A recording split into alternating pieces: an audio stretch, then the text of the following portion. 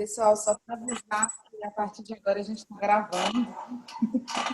Eu acho que a gente podia começar, né? O que você acha? Eu acho ótimo, para a gente ficar bem no horário, né?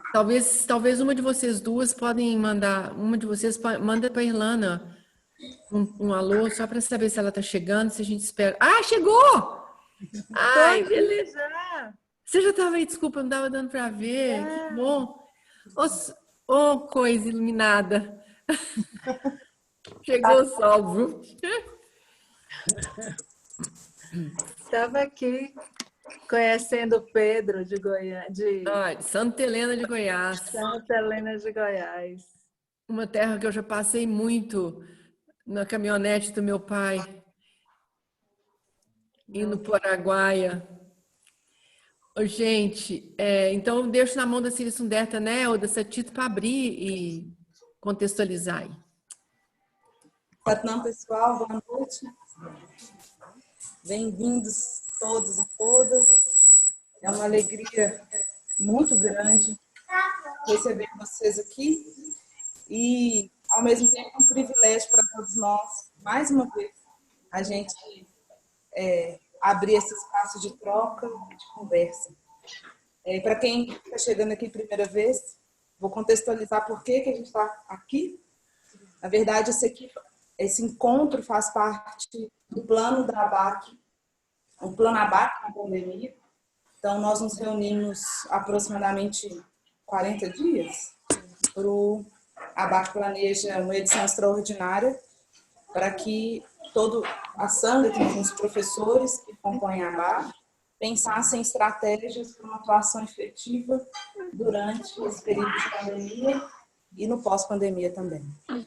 A gente construiu 8 frentes, se não me engano, 8 ou 9 frentes, foram 8 frentes. E uma das frentes é esta, que é Reinventando Negócios. A gente tem feito algumas atuações, algumas ações em grupos menores, de apoio aos pequenos empresários, aos autônomos, aos professores de Kundalini Yoga, em diversas estruturas, então desde grupos focais para a gente olhar para os próprios negócios deles, até processos de consultoria mesmo, uma espécie de consultoria, uma conversa mais específica e individual. E uma outra ação que a gente fez, que a gente pensou, foi exatamente esse encontro que a gente está tendo aqui, que ele é maior, mais aberto, e que a gente teve o privilégio de ouvir há 15 dias atrás Guru Sangat e Irlana, e que hoje a gente vai ter o privilégio novamente de continuar essa conversa sobre negócios nessa nova era que se inicia, né? E como a gente se coloca diante disso. E o tema de hoje, eu vou deixar a Guru Sangat falar melhor, mas é ancoragem e empuxo, e como que a gente ganha clareza a partir dessas duas perspectivas para a gente continuar sustentando a nós mesmos e ao mundo, que vai precisar da gente firme, consistente, consciente. Então, essa é a nossa intenção. Eu falei isso tudo, demorei para chegar mais gente, chegaram mais 8 pessoas. Então, eu só estou enrolando. Então, eu passo a palavra para a Guru Sangat. Só saber, o primeiro encontro vocês gravaram, vocês disponibilizaram para todo mundo? Sim, para aquelas pessoas que pediram link para alguns grupos e canais de comunicação da ABAC. Ah, legal. Só para dizer que essa conversa é uma consequência da primeira, né? Onde eu falei de ancoragem e empuxo. Mas eu queria primeiro perguntar para Himat Santokuperlana, cadê você? Tá tanta gente aqui que eu não... Tá difícil de achar. Abre o seu áudio, Elana, que aí você vem para a primeira. Aqui. Isso. Ah, beleza. Você quer falar primeiro? Você quer começar? Já que semana passada, há 2 semanas, sei lá quando eu comecei. Você quer que eu comece? Não, eu tô, na verdade, eu tô, enfim, eu não fiz um material específico. A ideia era exatamente te escutar no que é fazer o ao contrário, quer dizer, fazer o que a gente fez, né? A gente fez, você contextualiza a questão do negócio, do momento da era de Aquário e etc. E eu vou tentar trazer as evidências do lado dos negócios, o que é que a gente está vendo do lado de cá, quais são as coisas que convergem, porque eu acho que a beleza é essa convergência, né? É quando a gente Legal. toma Tá essa ótimo. consciência de que está no tempo certo do negócio. Não, tá ótimo. Então, eu vou te deixar com toda a liberdade de me interromper quando for necessário. Eu vou fechar o bate-papo aqui só para eu poder ver vocês um pouquinho melhor. Bom, gente,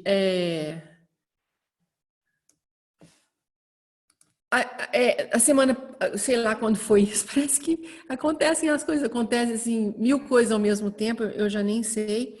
Mas da última vez que a gente conversou, eu tinha comentado que uma das grandes oportunidades que a gente tinha no caos e de, especialmente, não fugir de nenhum desafiador, de nenhuma situação desafiadora, porque, como diz a Irlana naquela semana, placas tectônicas estão se movendo, então a gente fica muito inseguro de estar em cima de um terreno desse, mas a vantagem disso era que eu tinha dito que tem uma força de empuxo. E a outra coisa que eu disse é que não seria fuga se a gente, nesse momento, tudo parece instável e todos os marcos referenciais nossos sumiram do horizonte, que não seria uma fuga nós buscarmos uma âncora. Muito cuidado, eu não usei a palavra ancoragem, eu usei a palavra âncora, porque a palavra ancoragem é uma palavra do universo freudiano, do universo da psicologia, e eu não usei essa palavra, mas ela serve muito, ela empresta muito bem um entendimento que a gente vai chegar lá. Então, vou começar falando de empuxo primeiro, porque eu acho que essa é a coisa que muitos de vocês devem estar doidos para ouvir. Se esse aqui fosse um encontro de yogis, seria muito fácil falar de empuxo, mas não é. E não é só de yogis. Então, a gente tem que falar de um tal modo que faça sentido para todo mundo. Então, eu tracei assim umas linhas bem gerais para conversar com vocês sobre empuxo. Primeiro, é entender que empuxo é uma força física. Da mesma maneira que a gente tem gravidade e tem campo eletromagnético, a gente tem o empuxo, que é uma força quando objetos estão imersos completamente ou parcialmente em meios que escoam. E meios que escoam pode ser o ar e a água, mas podem ser também as circunstâncias. Então, todo meio que escoa, que passa por você, que passa por esse objeto chamado você, ali nasce uma condição que nasce uma condição que é chamada de força de empuxo. Então, o empuxo, a coisa mais importante, eu acho, e no Kundalini Yoga a gente fala disso o tempo todo. A coisa mais importante do empuxo é entender que ele é uma grandeza vetorial. O que vem a ser uma grandeza vetorial? Uma grandeza vetorial é a relação de dois corpos numa determinada situação, onde eles se movem numa mesma direção em sentidos opostos. Desse encontro desses dois corpos que se movem em sentidos opostos, nasce uma força. E essa força, essa grandeza vetorial, é que nós chamamos de empuxo. Então, é um negócio assim que está relacionado com as leis de Newton, né? É muito concretude, é muita matéria. Então, é uma força que é resultado de movimentos de dois corpos, ou um corpo passando por um meio que flui, e dessa relação do corpo nesse meio nasce um vetor. Esse vetor é o empuxo. Então, a coisa mais importante, eu estou só definindo um pouquinho o empuxo do ponto de vista da física, só para a gente entender depois como é que nós vamos usá-lo no negócio. Existem 3 tipos de empuxo, resultado desse encontro meu, agora eu já vou colocar eu como objeto, eu e o meio que flui. Então, a primeira condição é quando a minha densidade, a densidade do objeto é bem maior que a densidade do meio em que eu estou atravessando. Quando isso acontece, quando eu fico mais pesada que o meio, o que vai acontecer comigo? O que a lógica diz que vai acontecer comigo? Eu vou afundar. Obviamente. Então, eu vou sucumbir à força do meio. O meio se tornou... eu peso dentro do meio, então eu perco a minha força. Uma outra condição é quando a minha densidade, ou a densidade do objeto, é idêntica à densidade do meio. Quando a força do objeto, a minha força, é muito igual à força do meio, o meu empuxo, então, é para eu ficar onde? Paradona. Parada. Eu alcanço um equilíbrio. Eu nem afundo e eu nem flutuo. Então, na primeira condição, eu afundo, porque a minha densidade é muito maior. Quando eu afundo, eu perdi a chance e a chave de eu me erguer. Quando a minha força e a força do empuxo é uma luta, e essa luta fica pareada, eu permaneço naquela tensão. E, finalmente, a terceira condição é quando eu consigo fazer a minha densidade ficar muito menor do que a densidade do meio. O que acontece com a minha força de empuxo? Eu subo. Então, a grande chave, quando a gente está tratando de empuxo, é fazer com que, e se a gente quiser, claro, que haja que esse corpo se erga, que ele saia da travessia ou do meio, eu tenho que fazer esse corpo mais o quê? Menos denso. E eu sei que agora vocês estão perguntando, beleza, maravilha, tá. E como que eu faço um corpo menos denso? Agora a gente vai para o negócio. Agora a gente vai para a vida real, nós e os nossos, e o meio nosso. Então, todas as vezes que a gente está num meio e é atravessado por esse meio flui por nós. Então, ele pode ser uma preocupação, pode ser uma obra, pode ser um negócio, pode ser uma situação, como eu tive hoje num meio hospitalar, pode ser o que for, o meio. E quando eu estou no meio e o meio me atravessa, ele flui e eu sou parte do meio, eu tenho que tomar uma decisão em relação à minha sobrevivência no meio. Se eu deixo que o meu espírito ou que a minha condição, eu vou chamar isso de uma condição psíquica, que a minha condição psíquica densifique, eu vou me afundar na situação. Então, o primeiro elemento importante para a gente tratar da força do empuxo para você sair do meio na condição dos negócios é como está a sua psique. E hoje, no mundo dos negócios, e Irlanda fala comigo isso o tempo todo, está na pauta do mundo dos negócios a tal coisa da mindfulness, da meditação. Porque eles já sacaram, eles só não sabem como, que a gente precisa, de alguma maneira, conter a força psíquica. Porque se a força psíquica der uma densificada, nós perdemos a perspectiva. Então, ir para o fundo no mundo dos negócios não significa morrer, significa apenas, simplesmente, uma coisa decisiva no mundo dos negócios, que é perder a melhor vista, perder a perspectiva. Então, no momento em que eu perco uma vista privilegiada da situação, eu já perdi para a situação. Eu estou me incumbindo agora dos destroços da minha realidade. E não de uma possível visão de saída. Então, uma outra condição que tem uma relação com a psique, né, com como eu me encaro esse meio, é quando eu luto. E essa luta é uma luta, eu luto e eu resisto o máximo que eu posso à força do meio. E essa é uma luta que normalmente se faz em condições como essa, com o uso de um arsenal teórico, do arsenal de conhecimento que eu tenho em mãos. Mas nós estamos vivendo, como a gente falou, uma era ou um momento de grande choque sistêmico. E em choque sistêmico, nada faz sentido. Tudo que eu tenho deixa de fazer exatamente sentido. Então, eu não posso confiar demais nos recursos que deram certo, que eu usei para me calibrar em crise até ontem. Porque eles não se aplicam mais a uma realidade que está caótica e se movimentando o tempo todo. Mas quando eu insisto em fazer uso desses recursos que me serviram até ontem, eu crio uma força de resistência. Eu não vou para o fundo. Eu não perco a melhor vista, eu não perco a perspectiva. Vocês estão me entendendo? Mas eu gasto a minha energia inteirinha em sobreviver.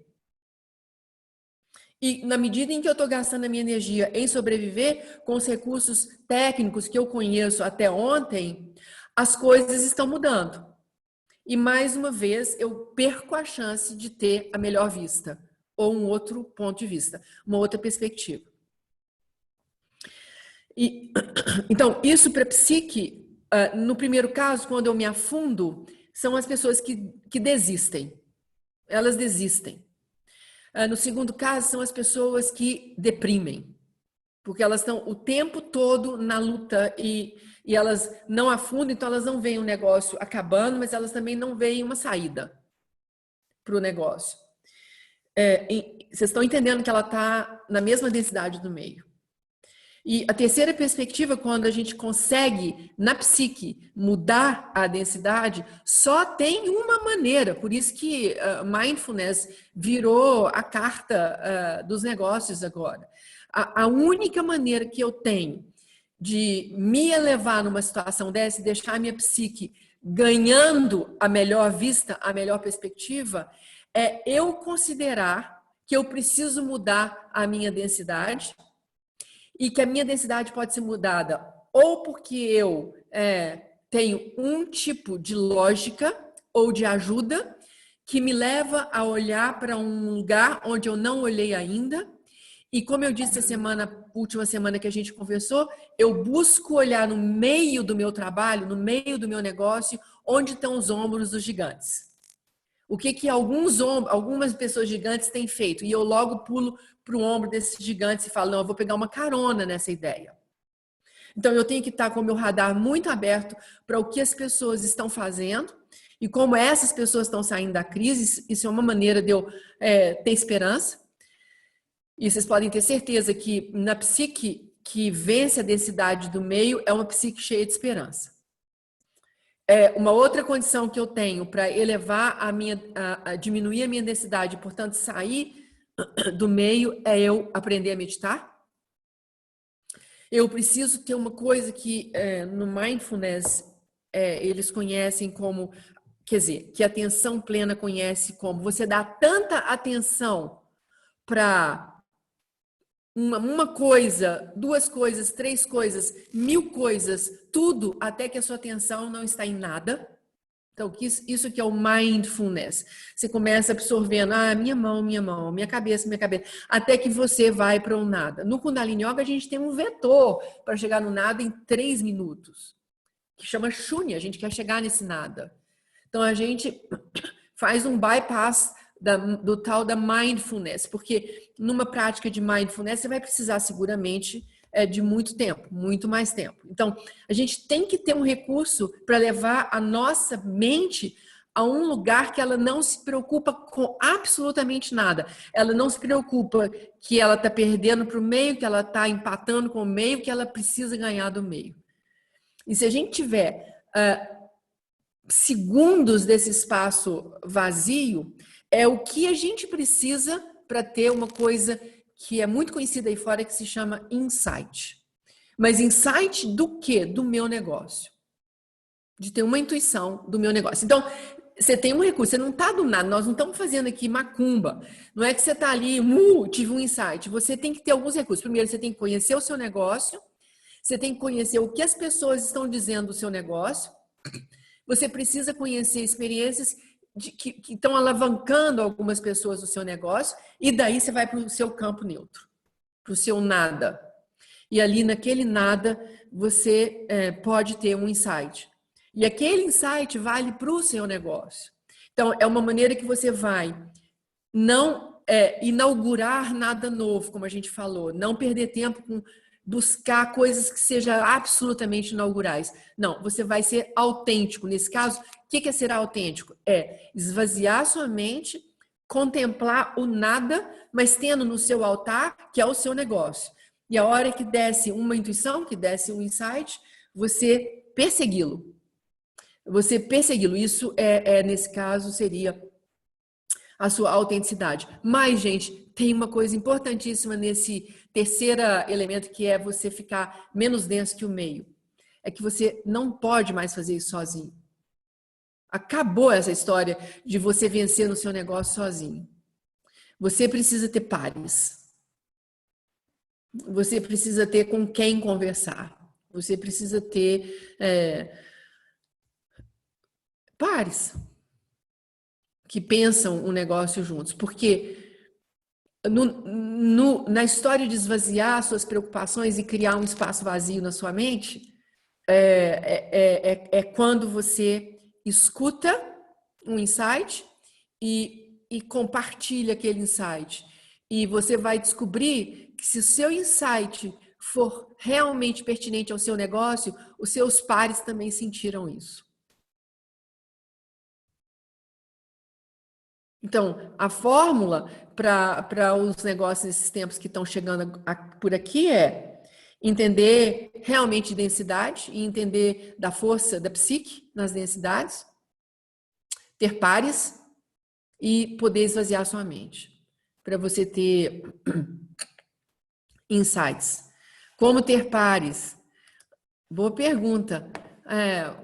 Alguém colocou... Satpir colocou aqui, como ter pares.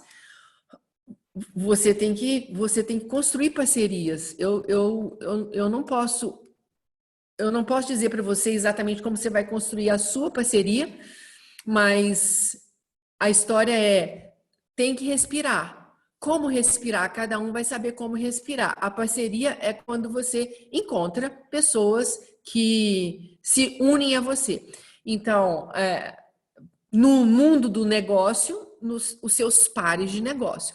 Se você tiver um negócio que você é a dona isolada ou dono isolado do seu negócio, seria muito bom que você tivesse um grupo de pessoas íntimas, que você possa conversar sobre o seu negócio e ouvir feedbacks.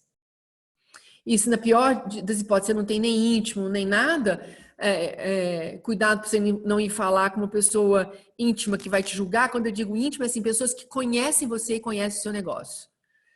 Seria muito bom que você tivesse um professor com quem você possa conversar. Ou um mentor, ou alguém.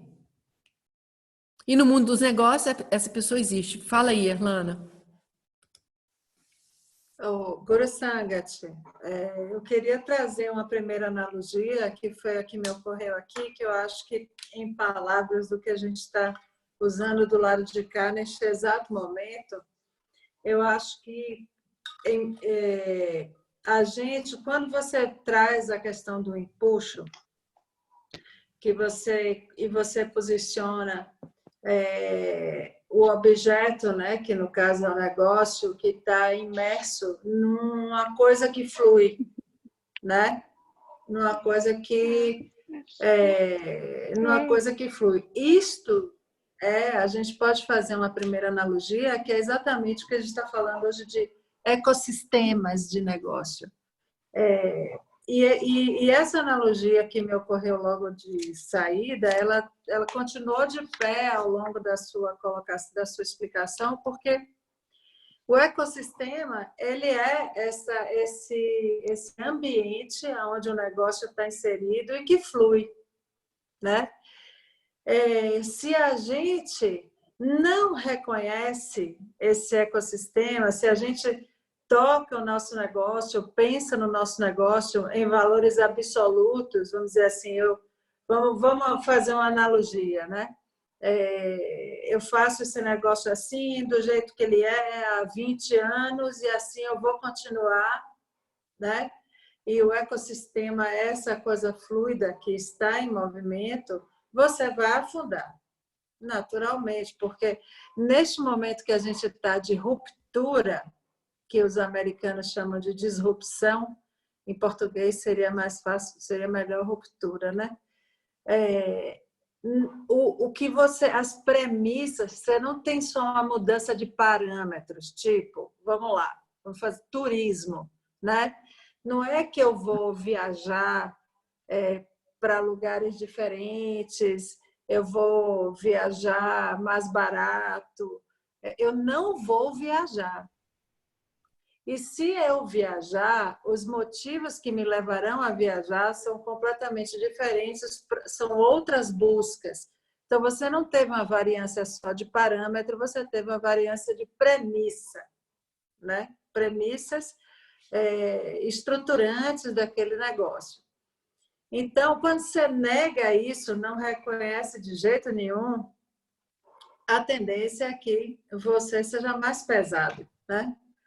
Se você reconhece isso, mas ainda assim continua operando o seu negócio isoladamente desse contexto, você reconhece o contexto, mas você continua ali isolado, ou seja, você e o seu negócio sozinhos, como você falou aí agora, né?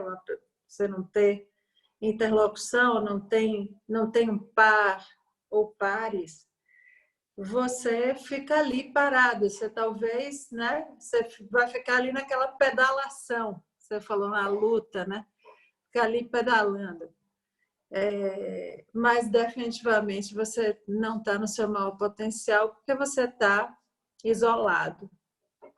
Agora, quando você fica leve, no que a gente está, na analogia que a gente está vendo muito no ambiente de negócios agora, é exatamente quando você se coloca como parte de um ecossistema de negócios que está posto e que está em transformação. E você olha para esse ecossistema, você entende, compreende para que lado ele está indo, como ele está indo, quais são os atores que estão aparecendo, como você pode se colocar a serviço desse ecossistema de um modo diferente, quer dizer, você faz uma leitura total e se integra ao movimento, aí é o que você está chamando do momento em que você flui, né? E o seu negócio ele vai fluir. Então, essa analogia, ela entra muito bem, no meu ver, com exatamente as recomendações que a gente tem hoje no ambiente dos negócios, que é todos os ecossistemas estão em profunda transformação. Não tem muita simetria entre o passado recente e o futuro próximo, né? Eles estão assimétricos porque tem uma ruptura aí. O mundo está mudando e agora deu uma virada importante. Nessa virada importante, né? Todos os negócios vão ser afetados, né? Porque os negócios são um reflexo da maneira como a sociedade se organiza, as necessidades que tem e a maneira como leva a vida, né? Tem coisas muito importantes nesse exato momento em transformação nessas premissas. Exatamente, por isso que não é uma mudança de parâmetro, é uma mudança de premissa. Então, hoje de tarde eu estava dizendo, por exemplo, consumidor tem que deixar de ser consumidor e voltar a ser gente. Quem começar a sacar que o consumidor não é mais consumidor, é gente, isso, por exemplo, é uma premissa que está em movimento. Então, enquanto você continuar achando que o seu consumidor é consumidor, enquanto você continuar tratando ele assim, né, e numa relação de mais-valia com o consumidor, você vai estar do lado errado da história, né? Você vai pesar, porque você não está captando esse fluido onde você está imerso, que está em profunda transformação, né? Então, eu acho que termina ficando muito interessante fazer essas analogias, porque elas são elas vão nos dando insight e só confirmando que a gente, por mais que a gente veja, olhe, bata, leia, assista e tal, a gente vai para 3 lugares. O mundo está se transformando e está criando um momentum, como a gente fala, que é momentum, né? Que é o momento favorável, está criando o espírito disso, né? É isso, é comunidade, né? Que é Sangat, que é ecossistema, comunidade, gente junto, vamos dar a mão, etc. e tal. Seva, que é o servir, né? O chegar dando, não chegar tirando, né? O servir, o estar a serviço, encontrar valor para você na medida que você cria valor para o outro, né? E não ao contrário, o outro está a meu serviço, né? Do meu negócio dar certo, de eu ganhar dinheiro, etc. E Satnam, que é a verdadeira identidade, né? Que enfim, o tão gente que somos, né? As coisas que precisamos são muito menos a essência das coisas, outras prioridades, né? Então, a gente vai sair do outro lado dessa crise aí com um ótimo momentum, né, para as coisas para os valores e os pilares assim que o Kundalini Yoga nos inspira, né? Então, em teoria e na prática, não são coisas simples, porque, por exemplo, você sair do isolacionismo do seu negócio e, por exemplo, trocar uma ideia com seu concorrente, entendeu? Que é o que a gente está, assim, você não tem mais essa ideia do concorrente, por exemplo, não tem coisa que mais te afunde do que isso. Essa é uma das coisas mais pesadas e menos fluida, é você ter essa cabeça de concorrente. Ah, não vou falar com ele que vai roubar a minha ideia. Ah, não sei o quê, ah, eu não posso, não vou abrir meus números porque eu não posso. Sabe? Esse tipo de coisa, por exemplo, é uma prática que fica superada no momento em que você precisa dar as mãos para construir algo maior. Você realmente precisa de pares. Você não precisa de pares, você precisa estar integrado a um ecossistema inteiro. Você precisa fazer parte. Não é que você precisa de pares, entendeu? Ainda é mais. Você precisa fazer parte.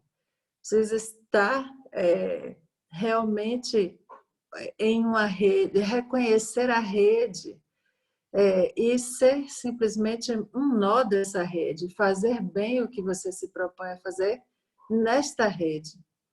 Então, é uma mudança importante de cabeça do ponto de vista de negócio, sabe?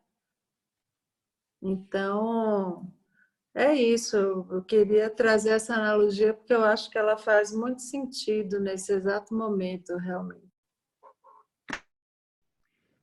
A Thaís Reale está dizendo aqui, já faz 2 anos que vem me relacionando com concorrentes que admiro e puxando eles para a cocriação, somando as expertises. Suave, estranho para muita gente, mas tem sido um aprendizado contínuo e muito gratificante. Claro. Eu quero dizer que vocês podem também abrir os microfones e falar, tá, gente? Tem uma coisa que eu vejo como uma pessoa que vem de fora, né, e que vem para Minas. Eu acho que aqui tem uma dificuldade a mais, a cultura daqui, com essa coisa do se abrir e do trocar uma ideia em ecossistema, com concorrente e tal. Porque existe essa coisa realmente aqui do não abrir, né? Tem até essa ética assim do não se, né, do come quieto, do ninguém fala nada, total, guarda segredo, não sei o quê, que é histórico, né? Vem aí dessa coisa das minas, do ouro e tal. Assim contam, mas é uma dificuldade a mais, eu não tenho dúvida, é uma dificuldade a mais, porque você é treinado para desconfiar. E aí a base de um ecossistema é a confiança. Então, não tem mais-valia, não tem agenda, não tem que ter agenda secreta, entendeu? Você tem que realmente tem que abrir os planos, trocar uma ideia. Não é fazer cartel, não é nada disso, é construir mais valor, criar valor conjuntamente, sabe? Então, é uma coisa a superar, tem que superar isso aí. Eu queria falar alguma coisa sobre isso, mas estou administrando o chat aqui também. Siri Sunderta, eu vou pedir para você colocar um contato aí para Heloísa Bedini, por favor, no grupo. Eu acho que uma das coisas que aí eu ia dando sequência, né? Porque nós falamos da psique, vou pegar uma carona aí no que a Irlanda acabou de falar. Então, uma coisa é a minha psique diante do meio. Falamos. O impulso depende de estar ali, depende necessariamente de mim. E o meu negócio depende de mim para ele ganhar o entendimento. Falamos do meio, falamos dos pares, fazer parte e tudo mais. Tem agora um outro elemento, que é o elemento que nós somos atravessados por um conjunto de emoções em tempos como esse. E aí, as emoções que mais afloram em nós, e se vocês forem pensar nelas, e que elas seriam uma maneira muito, não só razoável, mas brilhante de aumentar a nossa densidade, é a gente fazer contato apenas com emoções que nos encolhem. E as emoções que nos encolhem são as do medo, as da insegurança, essa mineirice, né? Que tem que guardar só para mim, tem que ser bom para mim, não tem que ser bom para todo mundo. Então, fazer contato com emoções que encolhem revela que a gente está num modo de sobrevivência ali no empuxo. A gente está lutando contra o meio.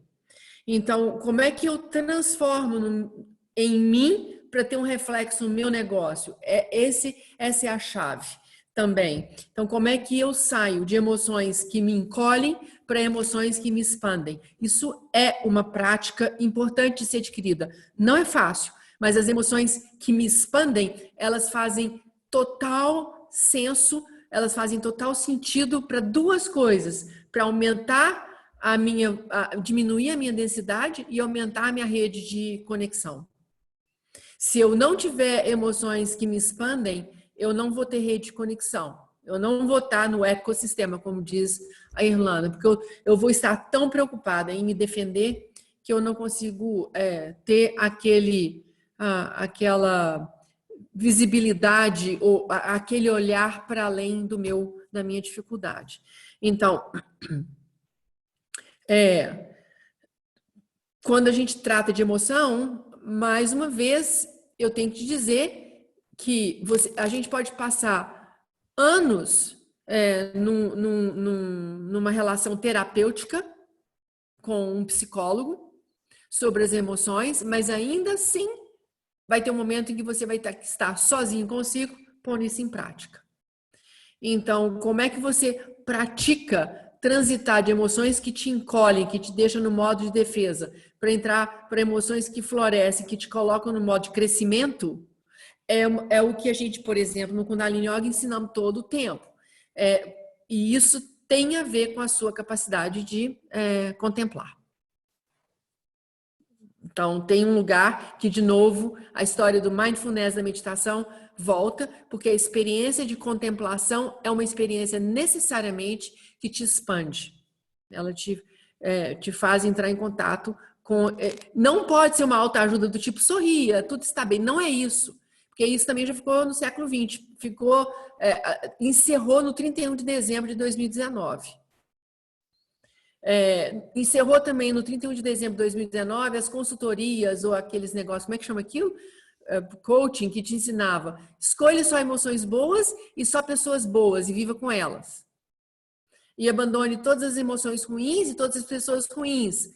Então, aí é uma tristeza, porque você vai chegar aos seus 80 anos fudido, falido e infantil. Então... Guru Sangat, é demais isso mesmo, porque realmente essas essa escolha, né, das emoções que nos expandem, das emoções que nos encolhem. Quando você vai para as decisões de negócio, né, que você diz assim, como é que essas escolhas se colocam, né?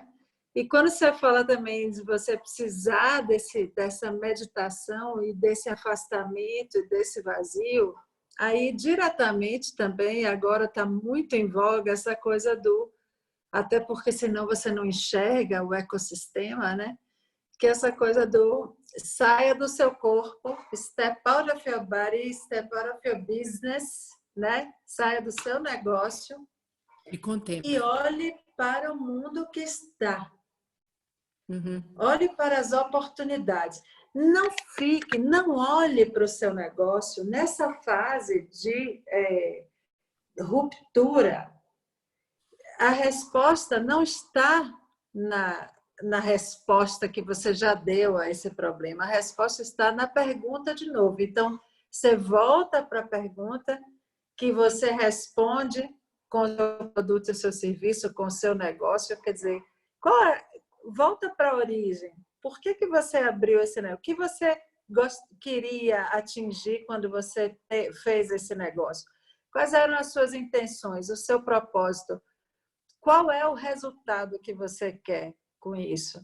E aí você vai para as perguntas que gerou o seu negócio e esquece o negócio em si, porque podem haver novas maneiras de responder a mesma pergunta. Aí você diz assim, mas eu mudei de ramo. Não, você está respondendo de um modo diferente a mesma necessidade que você identificou sempre e que é aquilo que te move, que é aquilo que, enfim, está em você. Então, nesse momento, essa coisa do mindfulness tem muito a ver com realmente expandir a visão da pessoa para além daquilo que é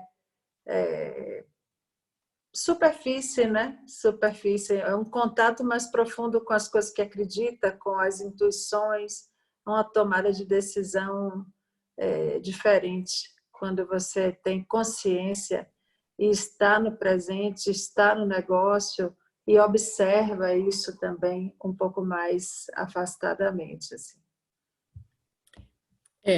Então, é por aí. Uma pergunta? Claro, por favor. Fala, Piadita. Então, olha só, porque como a gente está vivendo essa ruptura e a gente encara cenários que a gente nunca viu antes, né? A gente está trabalhando com cenários novos e incertos. E a gente está vendo um movimento muito de sobrevivência no mercado em geral. Vocês acham que essa necessidade de consumo ela vai mudar? Porque isso elimina muitos negócios existentes também, né? Basta que a gente faça essa pergunta. Nós somos aqui 78 pessoas. Se nós fizermos para nós mesmos essa pergunta, nós somos o nosso próprio laboratório. O que eu mudei no meu consumo e no meu estilo de consumo? E o que eu quero fazer daqui para frente? Já mudou. Então, eu acho que seguramente vai mudar. Eu concordo. Eu acho assim que não tem o próprio fato de se recolher faz com que as pessoas olhem para a realidade do que elas realmente precisam com outro olhar. A mesma coisa, por exemplo, com as viagens.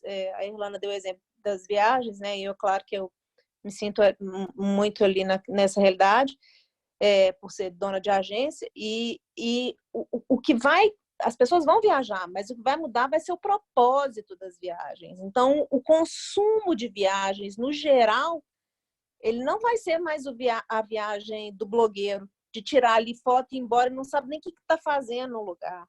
Então, eu acho que o consumo, no geral, e as empresas já entenderam isso, sabe? Que não tem condição de se consumir da forma que se consumia antes, por vários motivos. Porque a gente já viu que não é mais a realidade do mundo, a gente já viu tanto que o nosso consumo ele é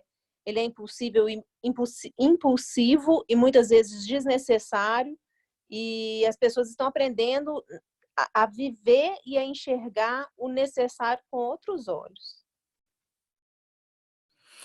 Os necessários estão mudando, viu? Os necessários estão mudando também. Eu acho que Isso agora... Exatamente, exatamente. Eu acho que está chegando agora uma coisa que a gente vem falando já há algum tempo, que pelo menos na ABAC a gente fala isso demais nos nossos ABACs Planejas, na nossa empresa coletiva, que e eu já vi demais Irlanda falando isso, é a pessoa, o valor por trás, a empresa, a pessoa atrás da empresa e o valor atrás daquela pessoa. Então, agora a gente sabe que o negócio tem que ter um propósito que seja condizente com os novos tempos. E se você for fazer uma leitura desses novos tempos, esses novos tempos, eles trouxeram para a gente insegurança, estão trazendo para nós insegurança, incerteza, porque todos os nossos pilares estão ruindo. E o que a gente na insegurança e na incerteza, de um modo geral, na psique da humanidade busca conforto e segurança. De novo, nós estamos buscando o que um ser humano sempre busca, que é conforto e segurança. Só que a gente buscava conforto e segurança num núcleo muito exclusivo. Agora, o nosso conforto e segurança se assenta num núcleo macro, porque ninguém é doido hoje em dia de imaginar que se eu pegar um Covid-19, se eu pegar essa doença que é irracível, ela não tem uma lógica predizível, a última coisa que eu quero me imaginar é pegar essa doença e ficar no quarto da minha casa, morrendo sozinha ou desamparada, com falta de ar e com meus rins falindo. Então, eu sei que o que eu quero é ter um conjunto que me apoie. Essa é a psique que vai liderar o mundo daqui para frente, é o coletivo. Então, não só um valor que me dê segurança e conforto, mas que me dê segurança e conforto junto com muitos outros. Chegou a hora do coletivo. Eu acho que é isso aí. Chegou a hora do coletivo, viu, Burosanga? Você está certíssima. E os países que têm por cultura, né, uma origem mais coletivista, como é a gente, por exemplo, agora a gente sabe melhor mexer do que, por exemplo, os americanos. Vamos lá, né, que tem uma cultura hiperindividualista. Então, a gente, enquanto sociedade, a gente tende ao coletivo, né? Tem uma escala até que mede isso, que é do Hoffman, é um grande estudioso. Enfim, ele tem uma escala de medida de quanto você é numa nação que tende ao individual ou tende ao coletivo como cultura.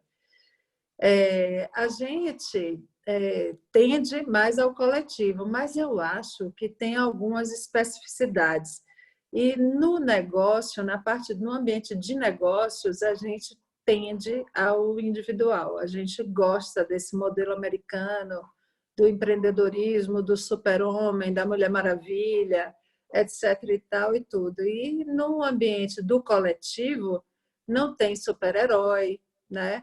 Não tem primogênitos não, mas enfim, né? Não tem essa liturgia também da formalidade extrema. Você começa a você quebra uma série de cinturas aí, porque o negócio é mais fluido, é mais participativo, é mais horizontal, é mais co-construído, co-criado, co-pensado, entendeu? Co-executado, compartilhado nos seus resultados. Então, tem todas essas coisas que a gente... Eram narrativas que já estavam aí já. O século XXI já trouxe essas narrativas em si. Não é agora, não é por causa do Covid só. Essas coisas já estavam. Só que não estavam legitimadas. Essa grande experiência que a gente está vivendo, coletivamente, globalmente, automaticamente está legitimando uma porção de coisa que já estava aí, mas que não estava legitimada. Então, agora vai ser muito mais fácil. Essa coisa do desenvolvimento de ecossistema e de você competir e não competir, já estava aposta. Só que agora fica mais fácil, porque agora está legitimado, né? Então, E é assim por uma razão muito simples. Isso tudo já estava lá, mas não tinha sido incorporado por uma razão muito simples. É muito difícil para o ser humano mudar de hábito. É muito difícil. Nós caminhamos assim, a gente dá um pé para frente, garantindo que nós vamos ter sucesso porque o pé de trás está no chão. A gente sequer pensa que o pé da frente pode ir para um buraco. Então, a gente tem muito mais... A nossa relação é muito mais com aquilo que já deu certo do que com aquilo que a gente tem que reconstruir ou construir. Então, isso faz parte da psique humana. A gente é muito habitual e é muito difícil mudar. Por isso que uma Covid-19, uma pandemia dessa, como a gente falava, né, que é um choque sistêmico, e num ambiente sistêmico, uma inflexão, por mínima que seja, ela causa uma onda gigantesca de mudança, é a Covid-19. Lá, um caso que em 3 meses espalhou tudo, mexeu, abalou com tudo. Então, assim, nós estamos, para nossa psique e nossa evolução humana, isso não está fora de contexto. Porque, como diz a Erlana, essa narrativa já existia, mas nós insistíamos em fazer do modo habitual. Exatamente. Eu tenho um amigo até, Guru Sangat, que ele falou assim, nossa, mas já estava tudo nos meus planos. Eu tinha o pipeline total, eu ia fazer isso, lançar a plataforma não sei quanto, 2025 e tal, e tudo. Aí veio o Covid e acelerou tudo. Eu falei assim, bom, eu penso assim, né? O Covid está no tempo certo, inclusive não é uma surpresa. Estava aí previsto, o próprio Bill Gates em 2015 já falou assim, o que vai pegar a gente de calça curta é uma pandemia, etc. Tal. Aquele que escreveu o Código da Vinci, Dan Brown, escreveu há 3 anos atrás o Origem, eu li, é exatamente a história de uma pandemia global, etc. E tal. Bom, enfim, a questão aqui é isso, é que a gente estava barrigando, protelando. Então, ao invés de dizer assim, o Covid veio e antecipou tudo, a gente tem que dizer, não, reconheço o seguinte, eu escolhi apostar no que eu conhecia. Mudar o mínimo possível, segurar até quando eu pude, suar meus ativos todos até o limite. E aí agora eu preciso me transformar de uma hora para outra. Então, muitas empresas estão passando por isso. E isso realmente, acho que não é o caso da maior parte ou de todos nós aqui, mas isso está sendo uma paulada dura, vamos dizer assim, porque não estavam em prontidão para nenhuma espécie de transformação, sequer acreditavam que seria possível, né? Toda a plataforma aí da eleição de Bolsonaro foi em cima de tentar manter o mundo como se conhecia, segurar nesses valores, segurar nesses princípios de negócio. Então, a gente está vendo que não é possível, não será mais possível segurar o século XXI. Agora, a Era de Aquário vem com todas as suas características, né, Guru Sangat? A gente vai identificar tudo para o qual nós estávamos nos preparando esse tempo todo. Então, de novo, mais uma vez, assim, este é o grupo mais privilegiado nesse momento de disrupção, porque toda a estrutura de Kundalini Yoga nos prepara para a Era de Aquário. Felizmente ou infelizmente, nem todo mundo aqui tem a prática de Kundalini Yoga e muitos que têm a prática estão penando também. Então, assim, não é uma panaceia, mas é um referencial. Eu quero só dizer para vocês que no nosso encontro da semana que foi, eu citei o Bob Zukis, que é um cara que eu gosto demais. Ele trabalha com estratégia de liderança, que é um tema que me encanta. Eu tenho um trabalho, um programa disso, então eu sempre estudo muito. E esse cara, ele escreveu na revista Forbes, 15 dias, 21 dias, na verdade, atrás, ele escreveu o seguinte: o futuro dos negócios depende muito menos da resiliência e muito mais do desejo de movimentar-se para a renovação e adaptação ao inesperado. Então, se a Forbes está dizendo isso, a palavra que é inesperado, esse negócio não vai acabar agora, o inesperado. Nós entramos nas épocas ou nos tempos do inesperado. Então, isso é uma coisa que a gente tem que pôr para dentro da gente. Nós não vamos trabalhar mais com aquilo que está estável, monolítico. Acabou o quadrado. Nós estamos vivendo o circular. Acabou o quadrado. Que está lá sentado e demora muito tempo para dar uma virada. Agora o negócio é circular. Então, é para isso que a gente precisa se preparar. Então, voltando com a Piaget, a história da sua pergunta, antecipar, não é antecipar, mas é ler o meio, é uma grande sacada, você ser capaz de ler os meios e, falando no que a Erlana falou, conhecer o ecossistema, buscar do seu negócio qual é o valor primal do seu negócio e comunicar com transparência o valor primal do seu negócio. Não tem como uma fórmula dessa dar errada. Porque eu acho muito importante o que a Erlana falou, que é a gente parar de tratar a pessoa como consumidor e tratá-la como um ser humano.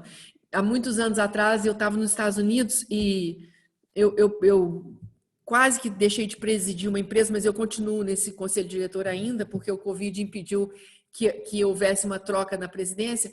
E há 2 anos eu disse para eles, os Estados Unidos, diferentemente da Europa, não é um país que tem cidadãos. A democracia americana é assentada em consumidores. Então, não tem cidadãos, tem consumidores.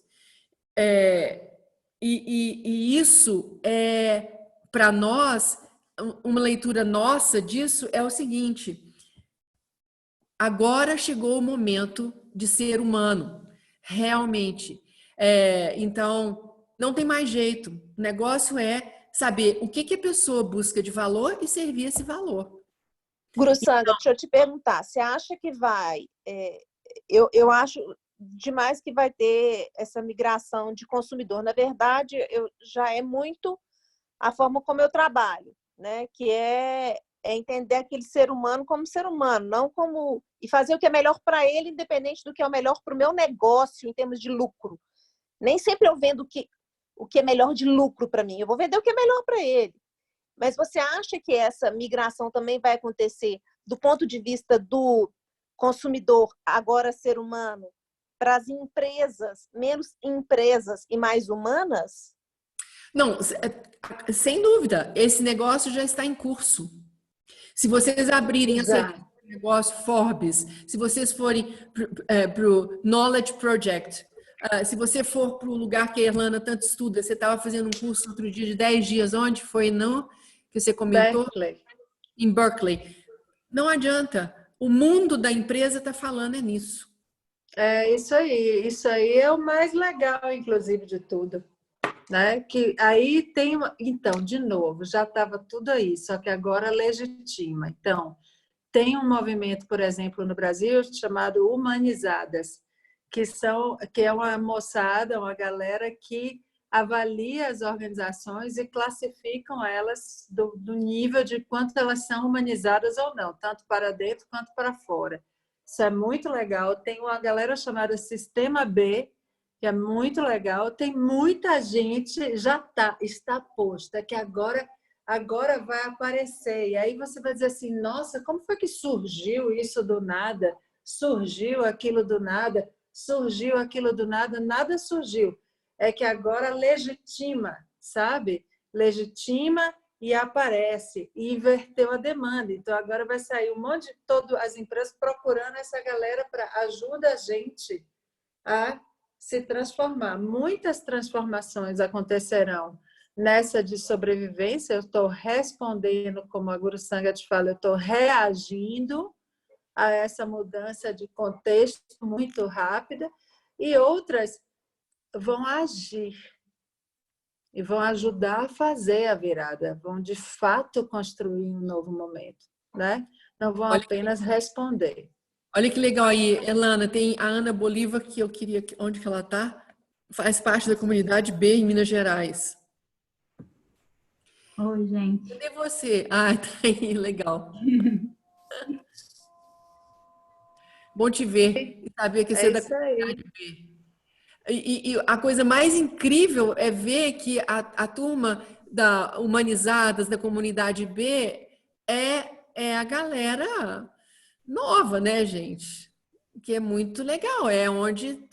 Não estou dizendo que nós velhos não temos mais nenhum futuro, mas assim. É só para dizer que o cérebro dessas pessoas que estão aí hoje lidando e repensando o negócio, ele tem uma fiação muito diferente de nós que passamos muito tempo no modo defesa. Né? Exatamente, Guru Sangha.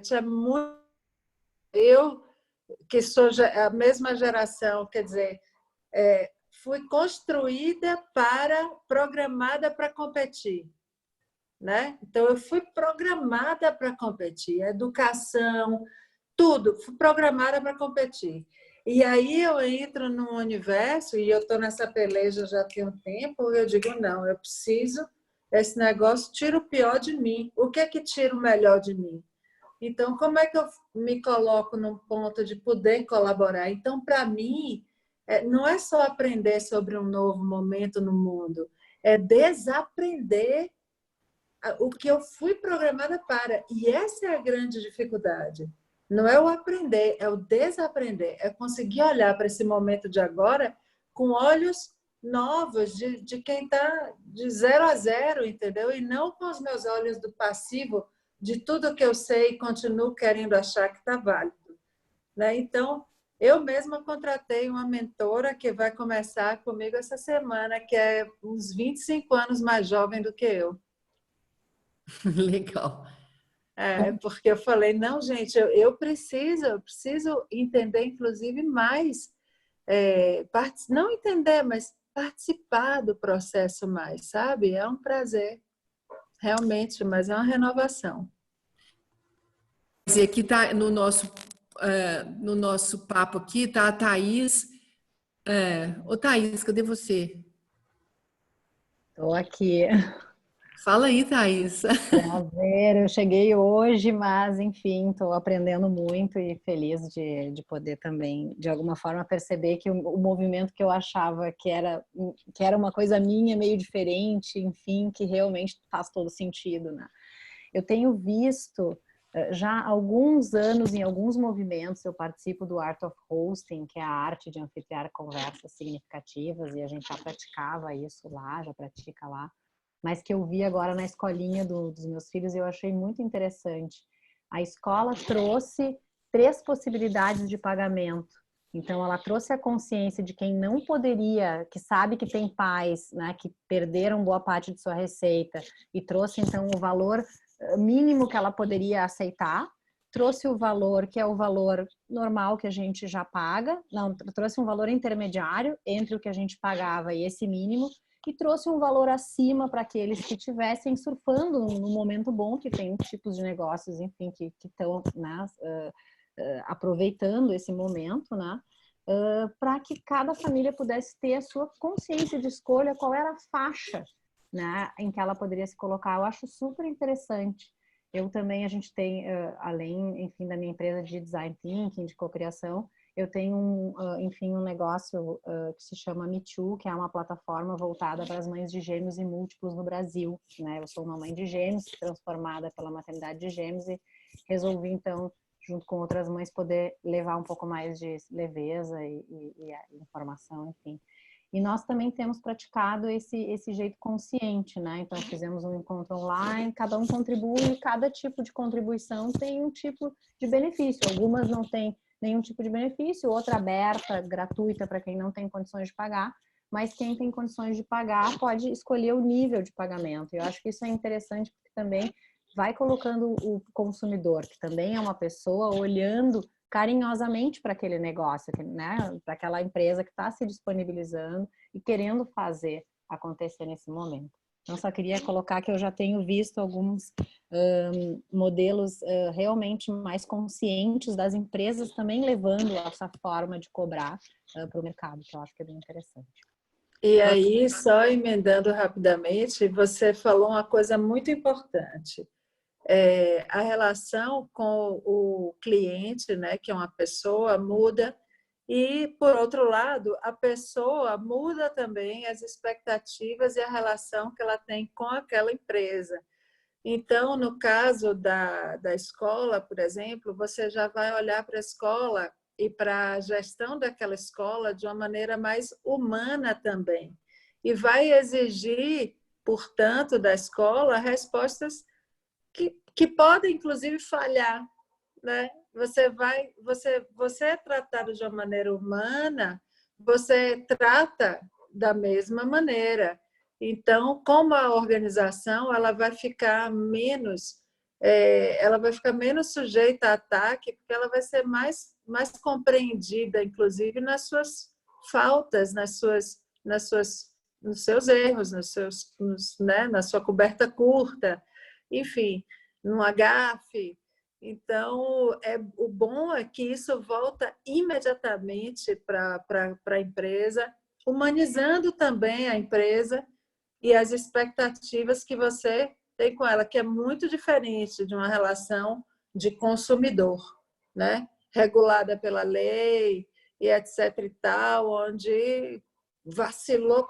Se peguei o copo, está quente, queimou minha mão, vou botar na justiça, vou ganhar uma grana, entendeu? Esse tipo, tudo isso se transforma. Quer dizer, não é uma coisa pouca, né? Nessas relações comerciais. É muito grande essa mudança. E a Chuprit, a Adriana Chuprit está falando aqui que ela vem da indústria criativa, né? Cadê a Chuprit? Cadê tu? Tô aqui, tô aqui. Ah, legal. Ah, Você estava comentando aqui no chat, o que você comenta sobre esse momento na sua indústria? não, eu estava fazendo um adendo aí do pessoal da pergunta da Dita, né? Se o movimento vem do lado do consumidor também, e aí eu estou respondendo ela que além do que foi colocado ali, já na conversa, né? A gente tem vários estudos de tendências que são antigos, assim, são de 2014, que eles estão muito à vista agora, né? Que os consumidores eles se mostram mais conscientes e mais comprometidos com os valores das marcas, né? Qual que é a bandeira daquela marca, como que ela se posiciona, e não apenas com o preço, o produto, enfim, ou a qualidade, vai além disso, que é até um exemplo que a Erlana colocou agora, né? Você perdoa alguma coisa que em outros momentos você não perdoaria porque você entende, você está conectado com aquela marca de outras formas, né? De uma forma mais humana. E os jovens, principalmente, eles se mostram mais incentivados por conversas com amigos e conhecidos que compartilham do mesmo valor do que as publicidades tradicionais de grandes marcas que a gente vê aí nos horários nobres, enfim. E eu venho da indústria criativa, né? E eu tenho menos de 30 anos, estou com 28 anos, e para a gente, né, na indústria criativa, a gente tem muito a história da cocriação, a gente fala muito de colaborar, é maior do que competir, porque a gente precisa enfrentar esse mercado que ensina para a gente o tempo inteiro que não, né? Que você tem que fazer tudo sozinho, em silêncio, que não pode compartilhar, e a gente vai contra isso, né? E aí a gente fala muito sobre isso, né? De que colaborar é maior do que competir. Aí tem várias metodologias e culturas que a gente usa para inserir isso no dia a dia. Eu comentei da metodologia Agile, que ela preza pela cocriação, né? E pela história de falhar e aprender rápido. Então você testa uma coisa, falha rápido ali, mas também aprende rápido. E você deposita muito menos energia do que o mercado comum hoje trabalha, né? Que faz todo um plano em silêncio, e aí deposita um monte de energia, dinheiro naquilo, dá tudo errado, você tem um prejuízo enorme, né? Então é uma forma também de fazer essa transição. E o Agile, inclusive, bota o cliente dentro do ciclo curto, né? O ciclo é curto, com o cliente dentro, por isso que você erra rápido. Isso, que é todo centrado no usuário, né? O Design Thinking trabalha com isso também, que é o cerne, né? O design centrado no ser humano. Então, tem todo o olhar o tempo inteiro pro ser humano, para o usuário, seja ele quem for. Pode ser o consumidor, pode ser o dono da empresa, pode ser absolutamente qualquer pessoa, né? E aí, quem vocês vão estudar e quem vocês vão trabalhar depende de cada negócio e do objetivo de cada negócio, né? Mas pode ser qualquer público, pode ser qualquer pessoa. Isso é muito interessante porque eu estava essa semana passada fazendo na minha posição como chairperson, a gente tem uma empresa que trabalha conosco, que é a NASA, e a NASA já faz o Agile, ela já usa esse método centrando, por exemplo, nas viagens a Marte, porque não vai ter consumidor que vai a Marte, vai ser humano que vai sobreviver ou não. Então, eles fazem vários experimentos usando essa metodologia, justamente para testar e não gastar um dinheirão e ter um foguete que desce ali, né, no Havaí. Então, assim, essas coisas já estavam lá, mas só realmente pouquíssimas pessoas acessando e experimentando. Então, eu acho que isso que a gente acabou de falar, que tudo tem a ver com a história do empuxo. Então, nós demos 1000 exemplos de como você pode emergir em vez de submergir, ou em vez de ficar ali na luta, né? Então, eu acho que nós não vamos ter tempo de falar de âncora, porque o papo de âncora é outro papo. É isso que Talvez eu ia dizer, do sangue, da gente deixar isso para daqui a 15 dias. Acho que é bom, porque o papo de âncora é doido demais, mas esse grupo é um grupo que vale a pena a gente conversar coisas doidas demais, porque nós vamos ter que ancorar, nós vamos ter que pôr nossa âncora em lugares que essa humanidade não está acostumada, né? Assim, o povo nunca fez isso, então é muita audácia a gente colocar a nossa âncora nesses lugares vazios, que é onde a gente vai ter que ancorar. Eu acho que a gente pode marcar um próximo papo sobre âncora. Eu acho Seria excelente. sensacional. Boa noite, Porque Só tem uma pergunta que ficou pendente aí da Patrícia, que ela perguntou eu sei, transparência. a Paty, cadê a Paty? Não sei se ela está aqui ainda. Eu estou aqui. Paty, Eu estou aqui, eu ando perguntando toda hora sobre como é essa transparência, o que significa. Eu abri o meu WhatsApp da Paty, toda hora tem uma pergunta, como é que é a transparência? E eu tô só me negando a responder isso. Eu acho que eu estava esperando esse momento, porque transparência é transparência. Existe duas maneiras de você lidar com a transparência. Uma é transparecer, que é o modo antigo. É o modo... Eu transpareço ser honesta, eu transpareço ser coletiva, eu transpareço... O transparecer não é a transparência. Esse modo é o modo do século XX, que terminou dia 31 de dezembro de 2019. Então, por exemplo, quando a Vale vai para a televisão e fala estou cuidando do meio ambiente, é querer transparecer ser alguma coisa. Aí passa poucos dias e você tem uma ruína completa do sistema. Então, isso não é a transparência dos tempos atuais. A transparência dos tempos atuais tem muito a ver com uma qualidade que no Kundalini Yoga a gente usa, que chama-se Gurudev, que é a translucidez. O transparecer, eu deixo transparecer aquilo que eu acho que para eu ficar bem na fita. A translucidez é eu como eu sou. E eu tenho que ficar bem na fita como eu sou. Essa é a translucidez. É muito diferente de transparecer. Então, quando você pega um nome de uma marca, ela quer transparecer que ela está cuidando da sua saúde. E aí a pessoa compra aquele negócio e passa mal. Então, assim, acabou, é a ruína. Porque hoje, qualquer pessoa que adquirir um produto que transparecia uma coisa, mas na verdade era outra, basta que ela coloque na rede social o que foi aquilo, assim, liquidou aquela empresa. Aquela empresa está liquidada. A gente não precisa do sistema judiciário. Então, assim, o nível de comunicação e de transparência é de tal forma que você não tem que transparecer ser alguma coisa, você tem que ser. Você tem que ser. E isso se chama translucidez. Né? Você é atravessada pela... o seu negócio é claríssimo, demonstra absolutamente o que seu negócio é. Então, Paty, se o seu negócio, como a gente sabe, é um negócio... Vou pegar aqui o festival, né? O Festival Gentileza de Belo Horizonte, que é um negócio incrível. Incrível. Ele não pode querer transparecer que ele é uma coisa. Porque se ele transparecer que ela é uma coisa, um cliente seu que queira uma galera totalmente disruptiva no palco, é muito diferente daquele cliente que não quer galera disruptiva de jeito nenhum, quer mais o normal do normal. Então, como é que você vai fazer para agradar gregos e troianos? Essa história está resolvida na nossa história da humanidade. Não tem jeito de agradar gregos e troianos. Você tem que criar um modelo de negócio que seja o que ele é. E naquilo que ele é, o que ele é, translúcido, ele vai servir a quem quer que seja. Isso tem uma ruptura muito grande com os modelos ideológicos que nós estamos acostumados a viver até 31 de dezembro de 2019. Então, eu não posso ter um negócio que vai atender comunidades LGBTQ+, e um negócio que vai atender o caretão de não sei aonde. Não, o meu negócio tem que atender todo mundo, ele não pode ter um viés ideológico. Ele tem que ser translúcido nos valores que ele quer carregar.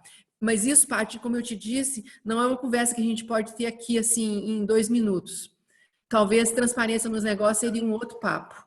Agora, Guru Sangat, se você me permite, eu acho que tem uma variável aí que ajuda a explicar, que é o seguinte: quando essa translucidez, ela tem a ver com o quanto aparece, o quanto está aparente, fácil de compreender o seu propósito.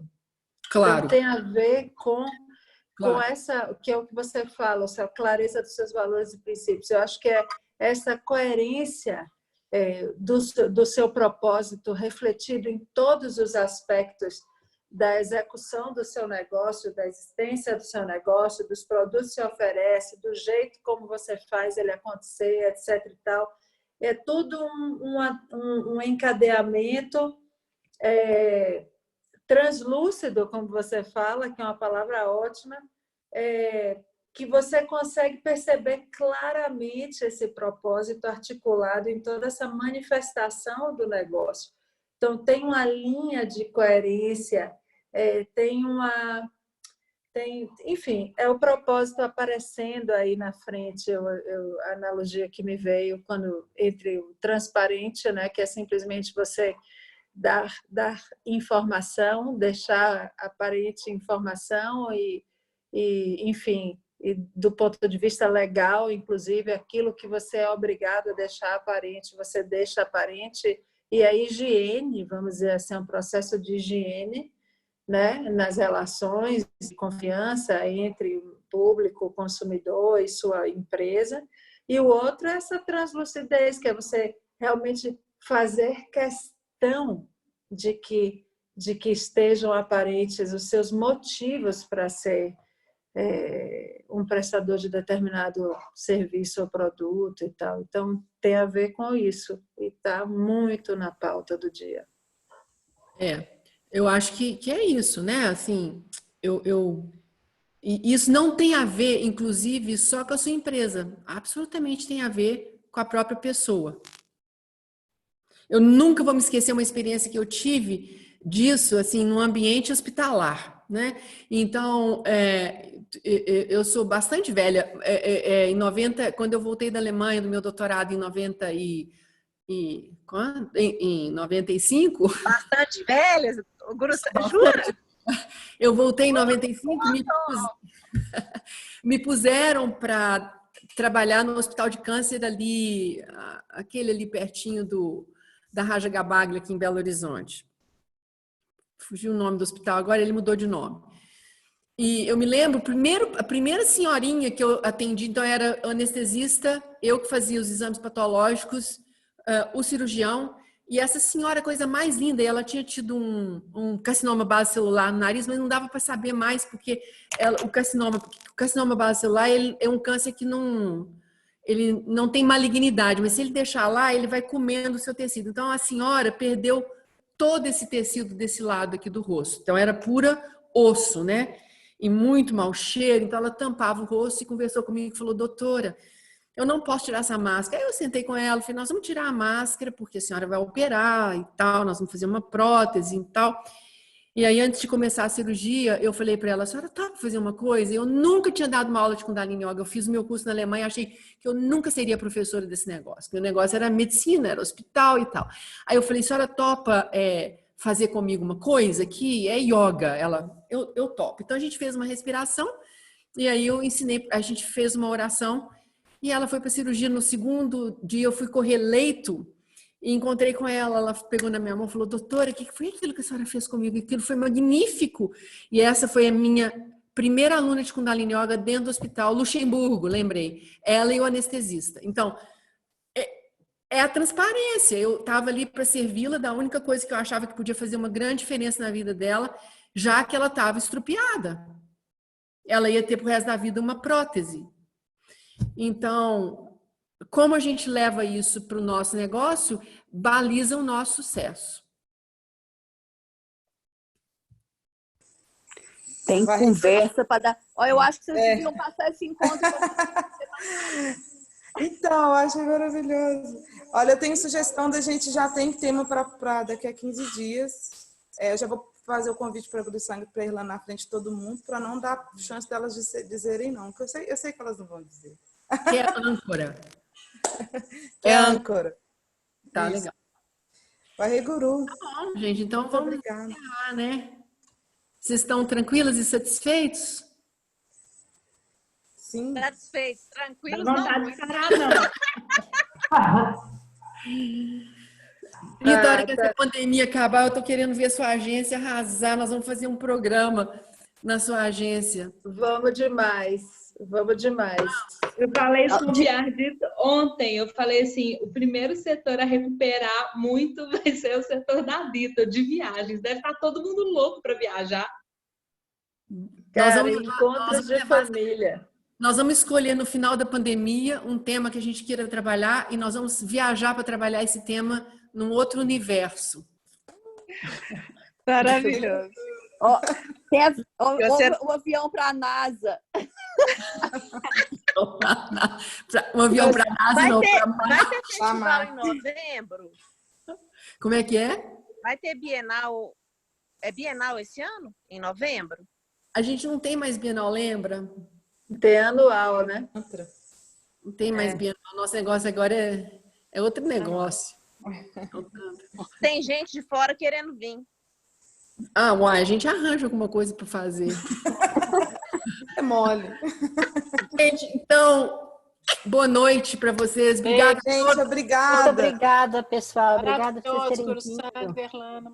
Obrigada a todo mundo que mandou referência. Boa noite, obrigada. A gente vai organizar as referências e mandar para vocês lá. Legal, isso é legal. Exato. E também está gravado, a gente vai disponibilizar no YouTube para vocês Ana, verem. companheirona, Que obrigada. bom, maravilha. Obrigada a você, Guru Sangat. Um beijo, gente. Obrigada a todos. Foi muito bom. Estamos às ordens. Beijo. Beijo.